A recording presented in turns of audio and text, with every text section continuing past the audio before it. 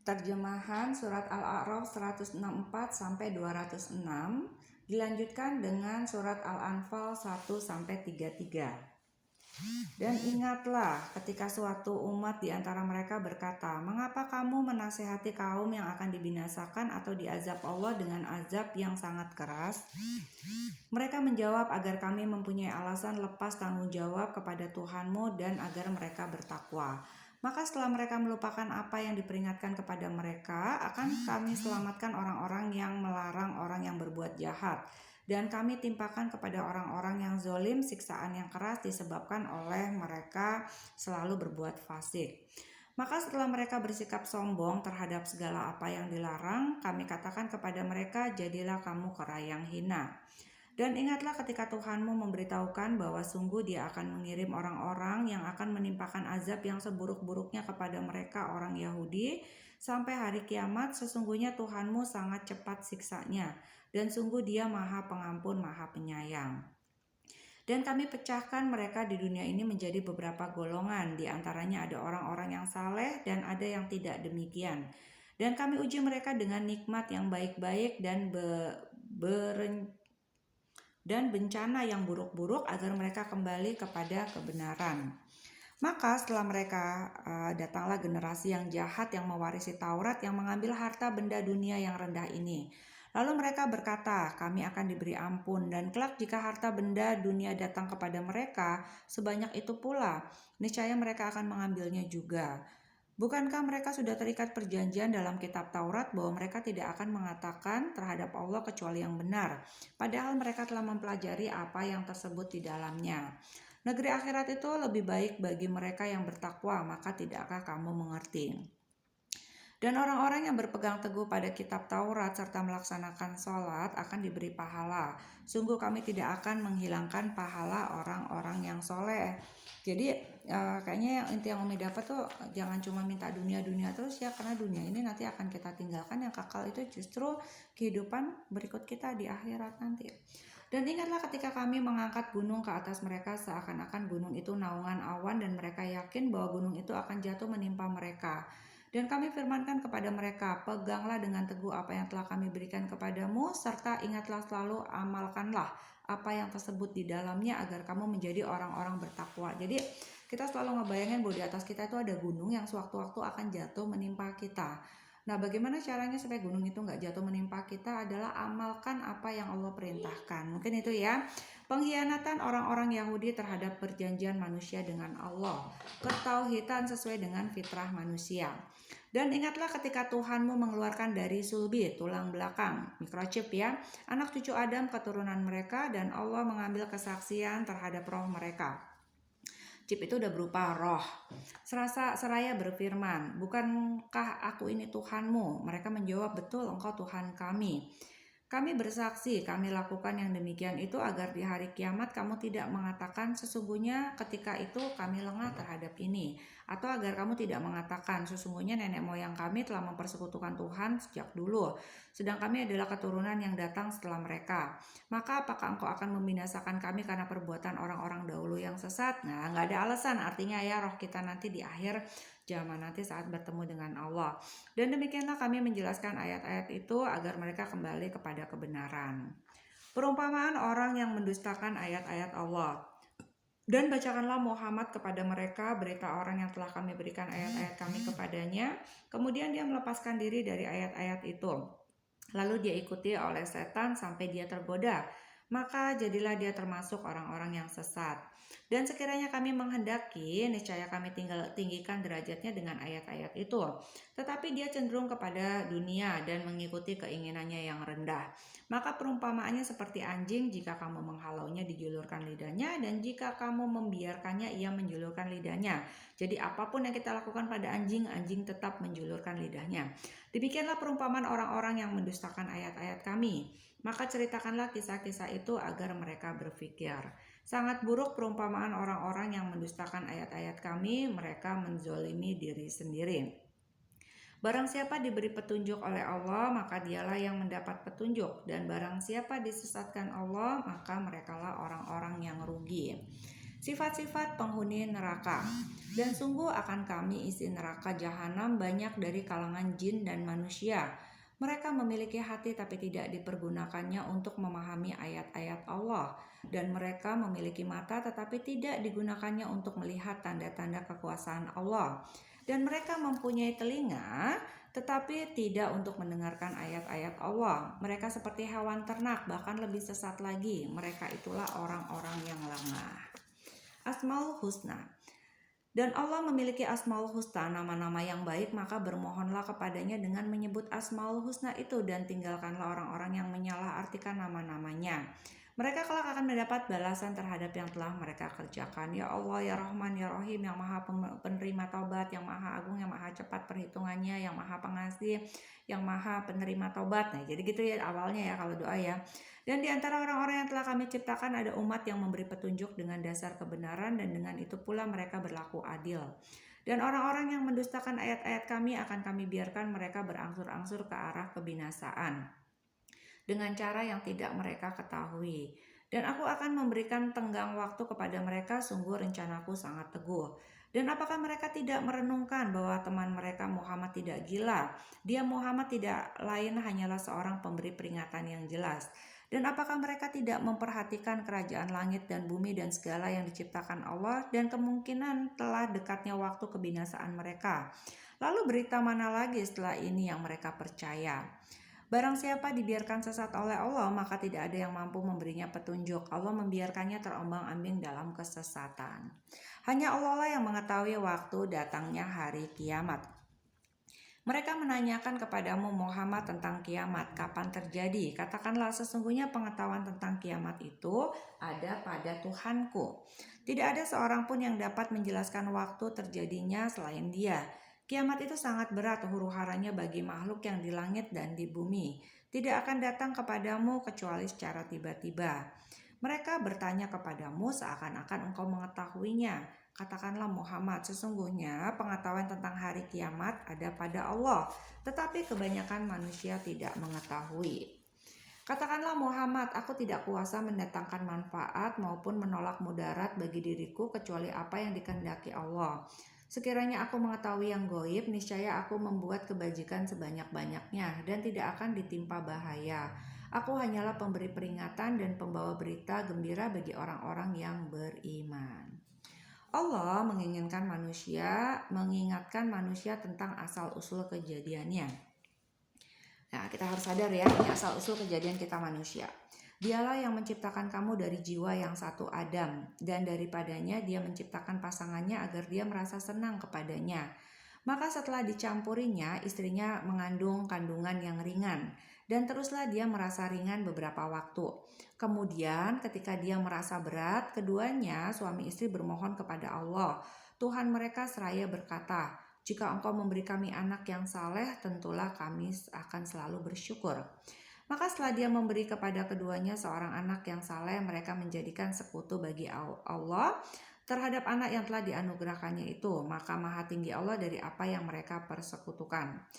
Mengapa mereka mempersekutukan Allah dengan sesuatu berhala yang tak dapat menciptakan sesuatu apapun, padahal berhala itu sendiri diciptakan.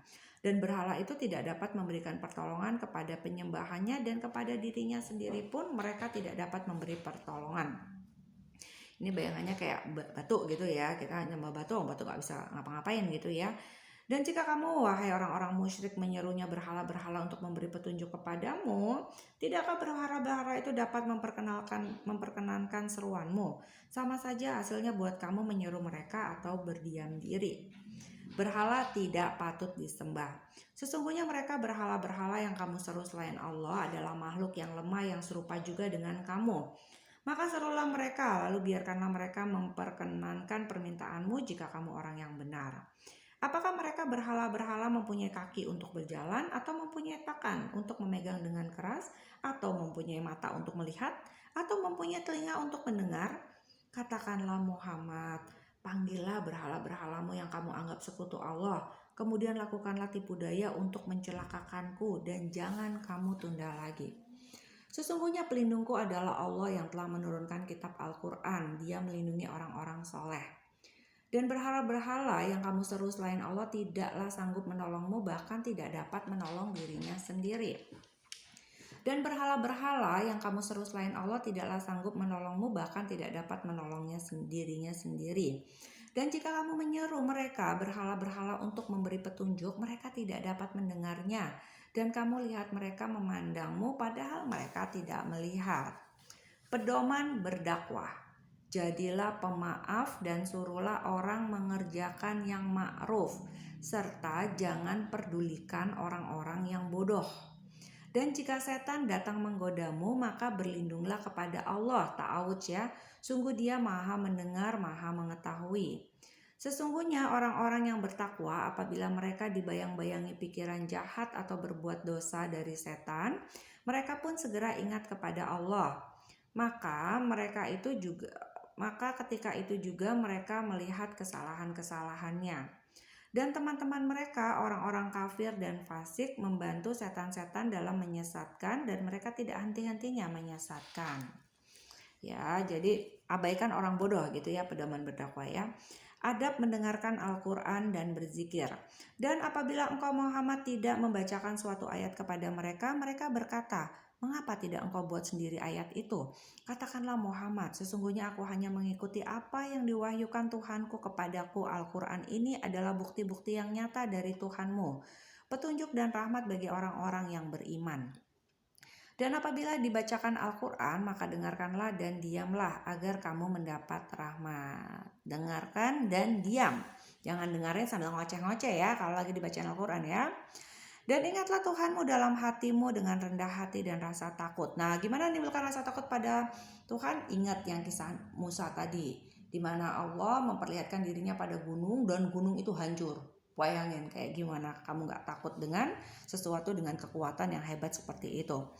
Dan dengan tidak mengeraskan suara pada waktu pagi dan petang, dan janganlah kamu termasuk orang-orang yang lengah. Sesungguhnya orang-orang yang ada di sisi Tuhanmu tidak merasa enggan untuk menyembah Allah, dan mereka menyucikannya, dan hanya kepadanya mereka bersujud.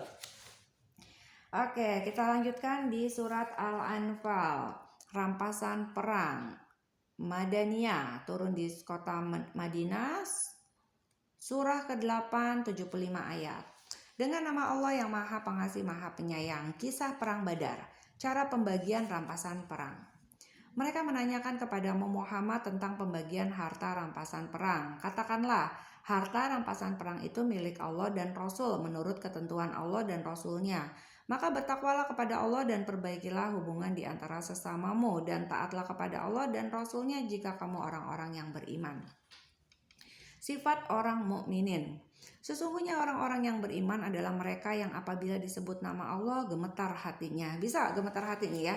Ngebayangin tuh, aduh ya Allah, sedahsyat Allah itu ya, gunung aja sampai pecah. Gimana kita nggak takut ya? Itulah Allah. Jadi gemetar hatinya karena membayangkan kondisi itu. Dan apabila dibacakan ayat-ayatnya kepada mereka, bertambah kuat imannya, dan hanya kepada Tuhan mereka bertawakal. Yaitu orang-orang yang melaksanakan sholat dan yang menginfakkan sebagian dari rezeki yang kami berikan kepada mereka. Mereka itulah orang-orang yang benar-benar beriman. Mereka akan memperoleh derajat tinggi di sisi Tuhannya dan ampunan serta rezeki nikmat yang mulia. Keengganan sebagian orang mukmin pergi ke perang Badar. Sebagaimana Tuhanmu menyuruhmu pergi dari rumahmu dengan kebenaran, meskipun sesungguhnya sebagian dari orang-orang yang beriman itu tidak menyukainya. Mereka membantahmu Muhammad tentang kebenaran setelah nyata bahwa mereka pasti menang. Seakan-akan mereka dihalau kepada kematian, sedang mereka melihat sebab kematian itu. Dan ingatlah ketika Allah menjanjikan kepadamu bahwa salah satu dari dua golongan yang kamu hadapi adalah untukmu, sedang kamu menginginkan bahwa yang tidak mempunyai kekuatan senjatalah untukmu. Tetapi Allah hendak membenarkan yang benar dengan ayat-ayatnya dan memusnahkan orang-orang kafir sampai ke akar-akarnya, agar Allah memperkuat yang hak Islam dan menghilangkan yang batil syirik, walaupun orang-orang yang berdosa musyrik itu tidak menyukainya.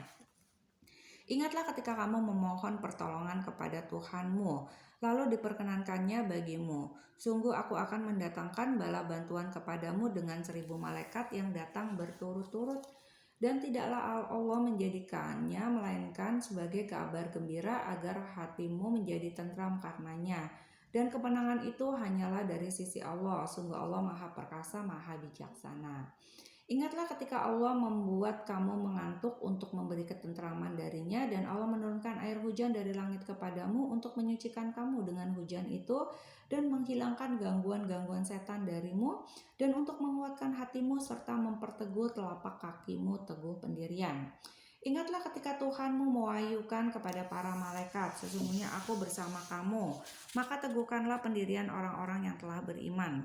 Kelak akan aku beri rasa ketakutanku ke dalam hati orang-orang kafir. Hati orang-orang kafir, maka pukullah di atas leher mereka dan pukullah tiap-tiap ujung jari mereka. Ketentuan yang demikian itu adalah karena sesungguhnya mereka menentang Allah dan Rasul-Nya. Dan barang siapa menentang Allah dan Rasul-Nya, sangat keras siksanya. Demikianlah hukuman dunia yang ditimpakan atasmu, maka rasakanlah hukuman itu. Sesungguhnya bagi orang kafir itu ada lagi azab neraka. Larangan melarikan diri dari pertempuran. Wahai orang yang beriman, apabila kamu bertemu dengan orang-orang kafir yang akan menyerangmu, maka janganlah kamu membelakangi mereka atau mundur.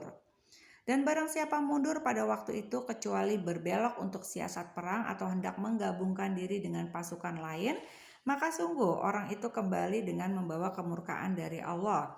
Tempatnya ialah neraka jahanam dan seburuk-buruk tempat kembali. Maka sebenarnya bukan kamu yang membunuh mereka, melainkan Allah yang membunuh mereka. Dan bukan engkau yang melempar ketika engkau melempar, tetapi Allah yang melempar.